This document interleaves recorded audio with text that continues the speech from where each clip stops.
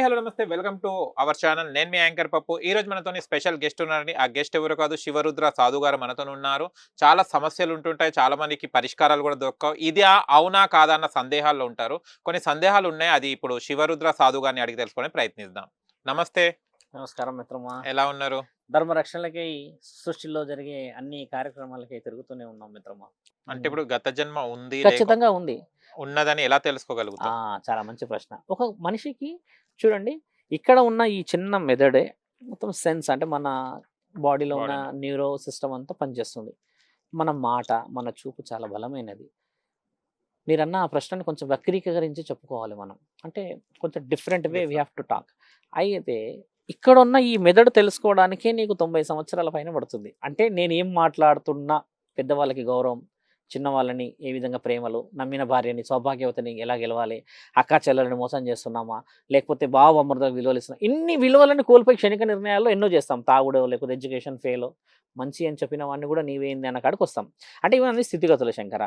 ఇలాంటి విలువలనే నీవు తెలుసుకోలేని స్థితిలో ఉన్నవాడివి. పూర్వజన్మ గురించి తెలుసుకునేంత జ్ఞానం పరమాత్ముడు నీకు పెడితే నీవు తెలుసుకొని ఏం చేయగలుగుతావు? అంటే మొదట నీకు బుద్ధి జ్ఞానం, రెండవది దైవ జ్ఞానం, మూడవది మానవత్వం, నాలుగవది వచ్చేసి పుణ్యత్వం. ఈ పుణ్యత్వం ఎవరు తెలుసా మిత్రమా? నిన్ను నమ్మి వచ్చిన సౌభాగ్యవతి. ఆవిడ నిన్ను సర్వస్వమని నమ్మి వచ్చిన ఆడదాన్నే నువ్వు నడి రోడ్డుకి లాగుతున్నావు, కోర్టుకు తీసుకెళ్తున్నావు, గొంతు మీద తడి బట్టబెట్టి ఒక విధంగా ఉరేస్తుంటే నీకు గత జన్మ ఎలా తెలుసుకోగలవు? నీవు పుణ్యం చేస్తూ భగవంతుడు ఆరాధనలు ఉంటే కదా గత జన్మల సువాసనలు నీ దాకా చేరగలుగుతాయి. తాతలు ఉంటారు మిత్రమా, ముత్తాతలు ఉంటారు, వీళ్ళందరూ చెప్పగలుగుతారు కదా, స్వామి మీరు ఈ విధంగా ఉన్నారు గతంలో, మా అన్న పోలిక మీరు, మా మామయ్య పోలిక మీరు అని అంటారు. గుర్తుందా? 7 తరాల వరకు చెప్పవచ్చును. అప్పుడంటే ఉమ్మడి కుటుంబాలు కాబట్టి పెద్ద పెద్ద వ్యక్తులు బతికుండేవాళ్ళు, 120 110 ఏళ్ళు ఉండేవాళ్ళు, చెప్పేవాళ్ళు కూడా. ఇప్పుడు అలా లేదు. ఇప్పుడు ఒకే ఒక తత్వం, మానవ తత్వం. ఆ విషయాన్ని తెలుసుకోవాలంటే మొదట నీ యొక్క ఈ జ్ఞానం అనేది పరమాత్ముడి అంతరాలయంలో ఉంటేనే కదా నువ్వు మంచిగా పుట్టావా చెడుకు పుట్టావా అని. You know, no one can justice. నీ యొక్క మనస్సాక్షిని బాగా గుర్తుపెట్టుకో మిత్రమా. నీ మనస్సాక్షిని జస్టిస్ చేసే ఒకే ఒక వ్యక్తి నీ అంతరాత్మ. నిన్ను నువ్వే జస్టిస్ చేసుకోగలుగుతావు, కానీ వేరే వాడు వచ్చి నిన్ను జస్టిస్ చేయలేడు. నీకు తెలుస్తుంది కదా, whether you are taking, whether you are talking, whether you are discussing ఏంది అనేది తెలుస్తుంది కదా.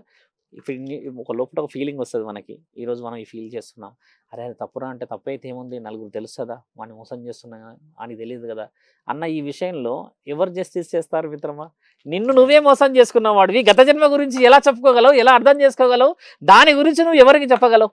వివరణ చాలా డీప్ది శంకరా. నీవు అడిగిన ప్రశ్న ఎలా తెలుసుకోవడం అనేది ముఖ్యం కాదు ఇక్కడ.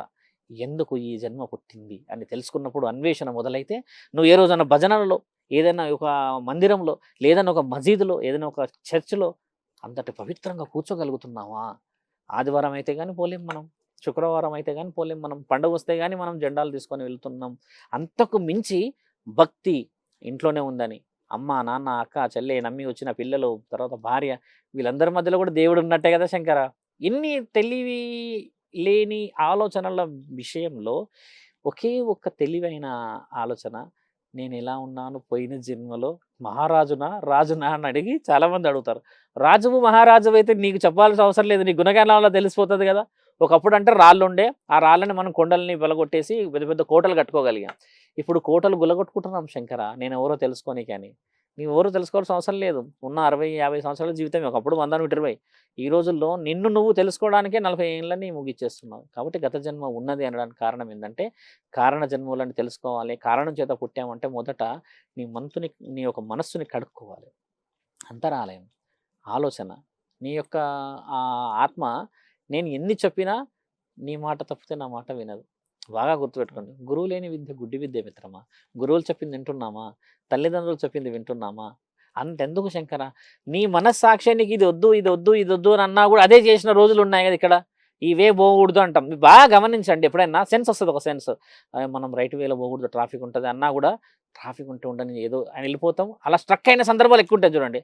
ఫస్ట్ ఇక్కడ సైన్ ఇస్తుంది కదా, అలాంటి సైను లైఫ్లో ఇస్తుంది కదా, ఎడ్యుకేషన్లో ఇస్తుంది కదా, ఎన్నో విషయాలు ఇస్తున్నప్పుడు కూడా నిన్ను నువ్వు మోసం చేసుకున్న వాడివి గత జన్మ గురించి మాట్లాడితే మిత్రమా, ఒక విధంగా చాలా చిన్న ప్రశ్నే అనాలి దాన్ని. గత జన్మ చెప్పాలి అని అంటే నువ్వు చేసే పుణ్య కార్యక్రమాలు కనబడిపోతాయి అక్కడ. ఇంకోటి ఇక్కడ మహత్తరమైన ఇంకో ఆలోచన ఏముందంటే, గత జన్మలో ఒక మూర్ఖుడు మళ్ళీ ఈ జన్మలో మూర్ఖుడై కూడా పుట్టవచ్చు. గత జన్మలో మూర్ఖుడై పుట్టినవాడు ఈ జన్మలో పుణ్యాత్ముడై పుట్టాడు మిత్రమా, బాగా గుర్తుపెట్టుకోండి. జైసా జాడ వైసా ఫల్ ఇవన్నీ రాసి ఉన్నాయి, బాగా గుర్తుపెట్టుకోవాలి. ఇంకో విషయం ఏమిటంటే, నువ్వు గత జన్మలో నిజంగా మూర్ఖుడివైతే ఈ జన్మలో అలా పుడతావు, కానీ సొంతంగా నీకు లేక నీ దగ్గర అస్త్రాలుండి కూడా ఉపయోగించుకోలేని బలహీనమైన పరిస్థితి వస్తే పరమాత్ముడు నేను మంచిగా పుట్టించగలడు. అలాగ పుట్టినవాడే కుబేరుడు కూడా. ఈరోజు లక్షల కోట్లు లెక్క పెడుతున్నాం కదా, కుబేరుడు ఒక జన్మలో వ్యసనపరుడు, బాగా తాగి ఉండేవాడు, ఆడవాళ్ళంటే చాలా అది. అలా ఉన్నాడు, కానీ ఆయనకి చనిపోతూ చనిపోతూ చనిపోతూ చనిపోతూ ఒకటి ఏమనిపించిందంటే, ఆయన నిలగొట్టేశారు అందరూ. నువ్వు ఏం చేయలేవు నాయన, ఈ ఆడవాళ్ళతో ఉన్నావు అని నిలగొట్టిన ఆ తరుణం, ఆయన లాస్ట్ పోతూ పోతూ పోతూ పోతూ ఓం నమ శివాయ అని చనిపోయి ఆ ఒక గుడిలో భజన అవుతుంటే ఆకలి అన్నం పెడతారేమో అని పోయినప్పుడు, అది రాసి ఉంది పురాణంలో, అన్నం పెడతారు కదా గుడి దగ్గర భజన అయితే, లడ్డు తర్వాత ఇంకేదో పలహారాలు ఇస్తారు కదా అని, అదంతా అయిపోయి నాకు ఇస్తారేమో అన్న ఆలోచనతో అక్కడ కూర్చుంటాడు మిత్రమా. కూర్చుంటే ఆ లాస్ట్ తరుణం అదంతా అయిపోయినాక ఈయనకి ప్రసాదం ఇచ్చే సమయానికి ఈయన కాలం చేసేస్తాడు. అయితే ఇక్కడ జరిగిన మహత్తరమైన ఆలోచన, పరమాత్ముడి జ్ఞానం ఎంత పెద్ద చూడండి. ఆ స్టోరీ అంత తింటాడు ఈయన అక్కడ కూర్చొని, కథ అంతా. ప్రసాదం దొరకదు ఆయనకి, కానీ ఆ శివుడి యొక్క పురాణం మొత్తం విని కాలం చేస్తాడు. కాబట్టి ఆ పురాణం విన్నందుకు మరో జన్మలు మళ్ళీ పుడతాడు రాజులాగా. అలా జన్మాల్ని పరమాత్ముడు రాస్తాడు. అంటే మనం ఆ యొక్క జ్ఞానాన్ని అక్కడ సంపాదించలేకపోతే, వినకపోయినంటే నీ శరీరం ఎలా పశ్చాత్తాపడుతుంది శంకర? ఇప్పుడు పశ్చాత్తాపడాలి అని నువ్వు అనుకుంటేనే కదా పశ్చాత్తాపడగలుగుతావు. ఆ తరుణం నీకు రాకపోతే ఎలా పశ్చాత్తాపడతావు? ఇప్పుడు చెవిటివాడి ముందు శంఖం ఊదినట్టే ఉంది మన జీవితం. మారుతున్నామా? ఎక్కడో చాలా తక్కువ శాతంగా మారుతున్నారు.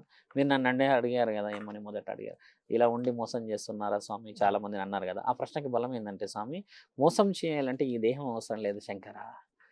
వైట్ కలర్గా మీరు అన్నట్టుగా మంచి లగ్జేరియస్గా వేసుకొని, మంచి డ్రెస్ వేసుకొని కూడా మోసం చేయవచ్చు. ఇదే వేషం వేసుకొని మోసం చేయదు. మోసగాడు దొంగ ఎట్లా ఏ విధంగా దొంగనే కదా. వేషధారణతోనే వీ కెనాట్ డిసైడ్. ఓకే.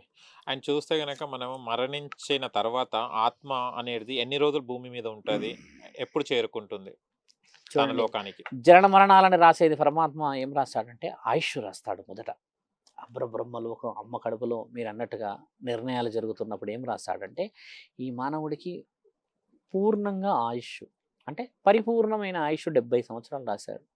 అయితే 25, 30 సంవత్సరాలు లేదా 40 సంవత్సరాలకి అమ్మాయి విషయంలో కానీ, అమ్మా నాన్నను మనల్ని ఏమని అన్నారన్నో కానీ, ఫెయిల్ అయినామనో కానీ, లేకపోతే స్నేహితుడు మోసం చేశాడనో కానీ, ఏదైనా అప్పులు తీసుకొని కట్టలేమన్న ఆ ఒంటరితనాన్ని చూసి తనువు చాలిస్తారు చాలామంది. భయం చాలా మిత్రులకి చాలా అవసరం కూడా ఈ ప్రశ్న.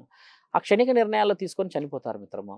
తర్వాత మిగిలిన వయసు అంతా ఒక 25, 30 ఏళ్ళు మిగిలి ఉంది కదా, ఆ వయసు అనేది పరమాత్ముడు స్వీకరించలేడు. నీకు రాసిందంతా నువ్వు పరిపూర్ణంగా బ్రతకాలని, క్షణిక నిర్ణయాలతో నువ్వు కాలం చేసావు. కాబట్టి ఏం చేస్తాడంటే పరమాత్మ, ఒక వ్యక్తి యొక్క జీవితకాలం ఆ సర్కిల్ మొత్తం అనుభవించేంత వరకు ఆయన స్వీకరించడు. అలా మీరన్న ఆ యొక్క శరీరం ఇంకా 25 ఏళ్ళ భూమండలం మీద తిరుగుతూ ఉంటుంది. కాకపోతే కనబడదు. కొంతమంది కారణ జన్మలకు కనబడుతుంది. అమ్మ నాన్నలు లేదా కొడుకులు. మేము ఈ మధ్య ఒక దగ్గరికి వెళ్ళాము, ఊరు పేరు తీసుకోలేను. ఆవిడకి ప్రతి మంగళవారం కనబడతాడంట కొడుకు. చనిపోయాడు కొడుకు. మిగతా ఎప్పుడు కనబడు అంటే నన్ను అడిగింది ఆవిడ వచ్చి, స్వామి కేవలం ఒక మంగళవారమే కనబడతాడు నా కొడుకు, కళలో వచ్చినట్టు అనిపిస్తాడు, అమ్మ అలా చేయమ్మా అంటాడు, అమ్మ ఇలా చేయమ్మా అంటాడు, చెల్లి చదువుకుంటుందా అని అంటాడు, నాకు గుర్తుంటుంది ఆ కళ, మళ్ళీ మిగతా రోజుల్లో గుర్తుండదు అని అంటే, అప్పుడు నేను కొంచెం కొన్ని వివరణలకు వెళ్ళి చూస్తే ఆయన గారు కోరుకున్న ఒకే ఒక కోరిక ఏంటంటే, ఎలాగో నేను అర్ధాంతరంగా జీవితాన్ని ముగించా కదా, ఒకసారన్నా మా అమ్మని చూసుకోవాలి వారంలా అన్న కోరికను కోరుకొని పెట్టుకున్నాడు. ఇది నిజమే కదా. తల్లికి తప్పితే ఆయన ఎవరికి కనబడలేకపోయాడు. ఇప్పుడు అలా కారణాల చేత కొంతమంది కనబడతారు మిత్రమా. అవి ఏమవుతున్నాయంటే, కొంతమంది వెళ్ళేసి మీరు అన్నట్టుగా ఆత్మబంధనాలు చేయించుకుంటారు, కొంతమంది భయపడిపిస్తారు, కొంతమంది ఏమంటారంటే నార్మల్గా ఉంటారు, కనబడరు, వెళ్ళిపోతారు కదా. ఇలాంటి కొంతమంది గురువు సాధనలో ఉన్న కొంతమంది ఏం చేస్తారంటే, ఆత్మబలం లేదని, దోషాలు ఉన్నాయని వాళ్ళని బందీ చేసే క్రమాలు ఎక్కువ చూస్తూ ఉంటాం. అయితే నిజముగా ప్రేమ, నిజముగా ఆప్యాయత ఉన్న వాళ్ళని బందీ చేయడానికి పరమాత్ముడే తీసుకుపోలేకపోయాడు కదా. మానవుల మనం ఏం చేయగలం? కాకపోతే ప్రత్యామ్నాయంగా ఏం చేయగలుగుతామంటే, కొంచెం నెమ్మదిగా, కొంచెం ఆలోచన ప్రకారంగా వెళ్ళండి. మీకు న్యాయమే జరగలేదు, ఆ న్యాయంలోనే మీరు కాలం చేశారు, కానీ ఇది కాదు తరుణం. ఎందుకంటే ఒక గాలి కనబడుతుంది అని అంటే భయపడతారు కదా. మనం నార్మల్ పర్సన్, సడన్గా ఒక వ్యక్తి ఎక్కడి నుంచి అబ్జర్వ్ చేస్తున్నట్టు మరి చూస్తే కనబడాలంటే మరి గుండెలు జారిపోతాయి కదా. అలాంటి తరుణాన్ని భయపడినప్పుడు ఆయనను బందీ చేయవచ్చు. కానీ పవిత్రమైన వాళ్ళని బంధించేయలేం మిత్రమా.